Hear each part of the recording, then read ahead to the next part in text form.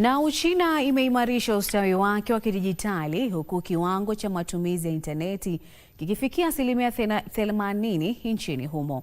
Hatua hiyo inadhihirisha ukuaji wa kasi wa uchumi dijitali na matumizi ya teknolojia katika maisha ya kila siku. Mengi zaidi ni kwenye makala yetu ya Ifahamu China.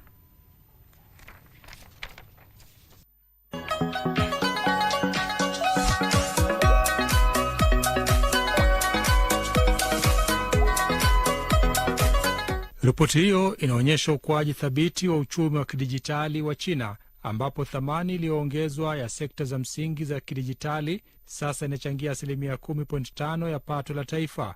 Ukuaji huu unatokana na kasi inayoongezeka ya mabadiliko ya kidijitali katika sekta mbalimbali kote nchini China. Katika kipindi cha mpango wa 14 wa miaka mitano wa China wa tangu 2021-2025, nchi imeweka kipaumbele katika maendeleo yanayoongozwa na ubunifu kwa kujenga miundombinu mipya, kutumia teknolojia zinazoibuka na kuhusisha washiriki mbalimbali wa soko, hatua ambazo zimeunda mbinu iliyounganishwa na shirikishi zaidi ya ukuaji. Ufanisi kwa kiwango cha matumizi ya intaneti kuzidi 80%.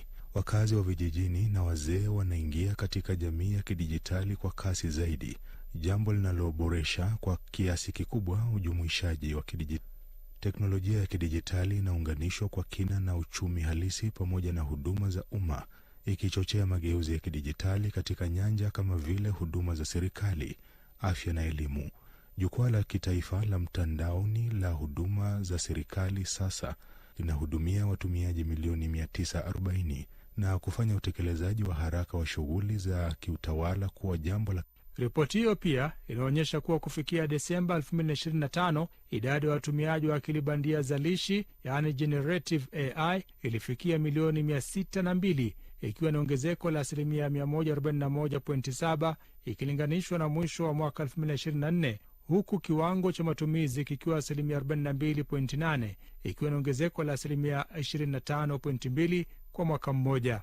Hii inaonyesha kuwa AI zalishi inaunganishwa kwa kasi katika maisha ya kila siku na uzalishaji, na inakuwa kichocheo muhimu cha mabadiliko ya kidijitali na kiakili nchini China.